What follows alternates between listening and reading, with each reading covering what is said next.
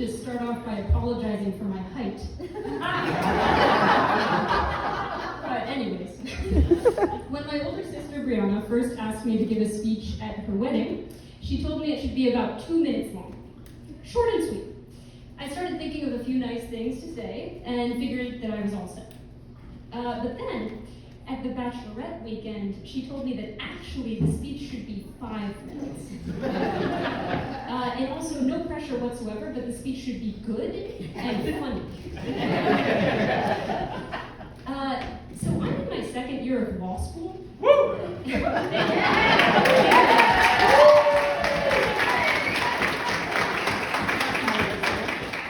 I have to say that really set off some alarms for me because the terms were changing, the expectations were mounting. Frankly, it was a textbook case of scope creep.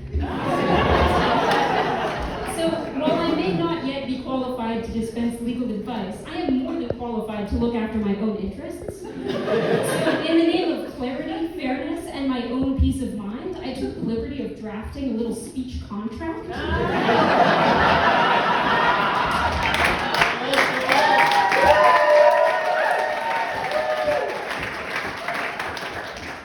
Which I will now present aloud to the couple for their review.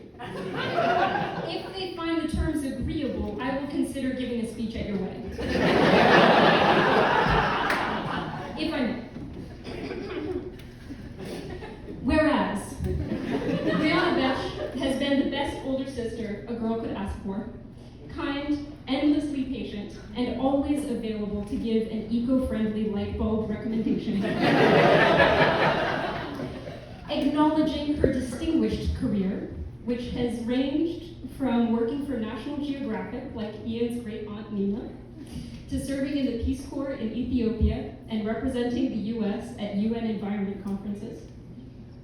Recalling that she is a woman who not only survived a government analytics master's program, but also 3 formative years in Kazakhstan eating nothing but French fries. Affirming that she is a phenomenal baker, an avid reader, and a woman whose sense of purpose is matched only by her sense of humor.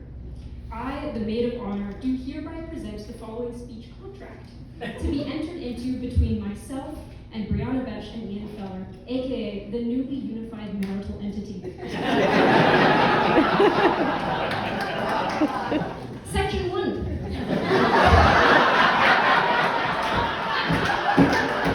Terms of humor.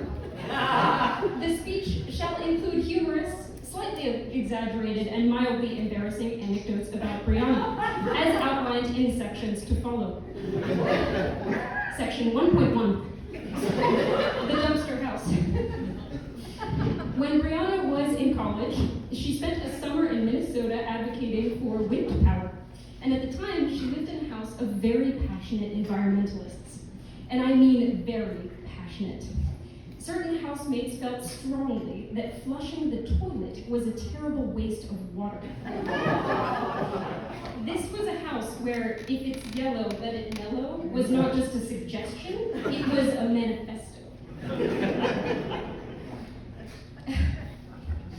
The house was powered by idealism, fortified by veganism, and absolutely infested with bedbugs. When Brianna started discovering bites, she insisted that it wasn't the bedbugs. It was the composting worms in the basement. Because Brianna, as always, is a team player. Section 1.2, the Harry Potter spoiler.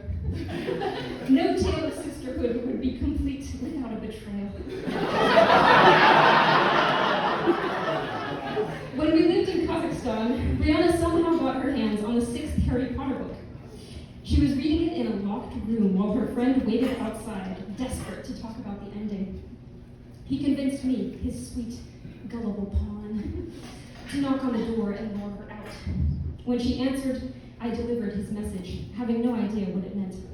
Dumbledore dies.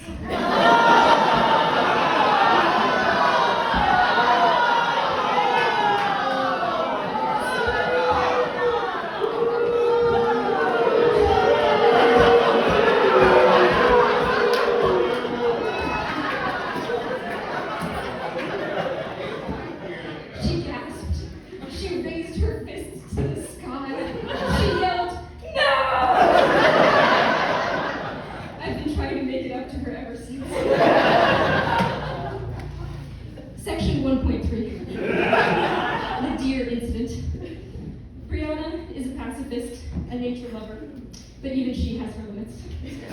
One summer, she left the house to go out into her carefully cultivated garden, only to discover that a deer had taken bites out of each of her prized vegetables. Standing over the wreckage, she did not mince words. She said, deadpan, "If I had a gun, I would shoot that deer."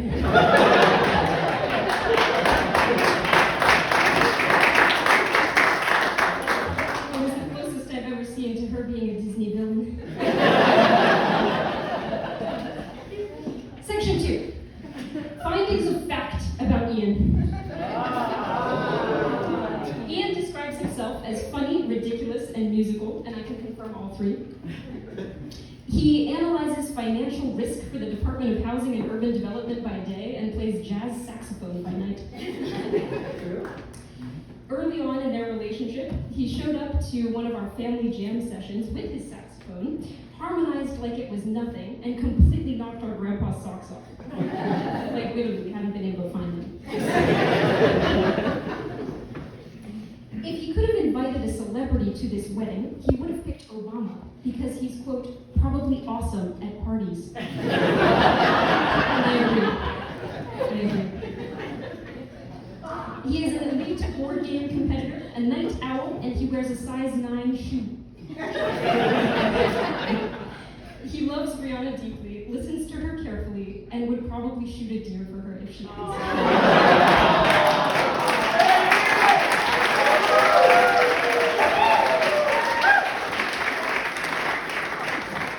I wasn't expecting that to be a kiss line.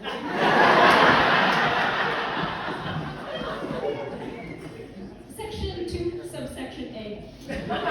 Representations and warranties regarding Ian.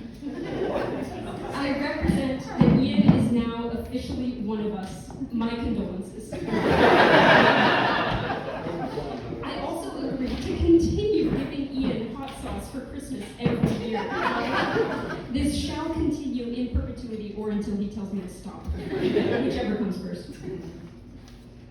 Section 3, advice for the marital entity.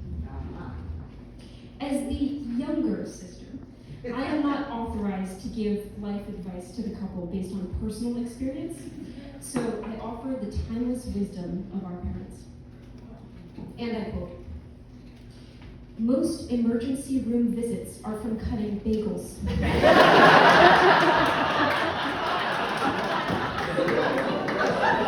The only recipes worth making have less than 5 ingredients. The worst place to have a fire is on a boat. If you've lost something, it's probably in our mom's black bag. And finally, if you're having trouble parallel parking, just be your back wheels. Have you understood that one? It must be something too.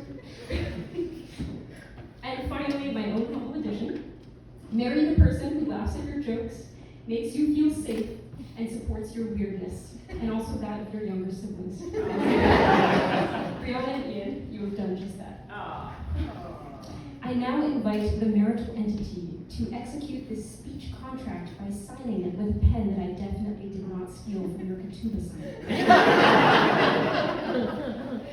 And as for the rest of us, let's raise a glass to mutually beneficial agreements and Brianna and Ian's happily ever after.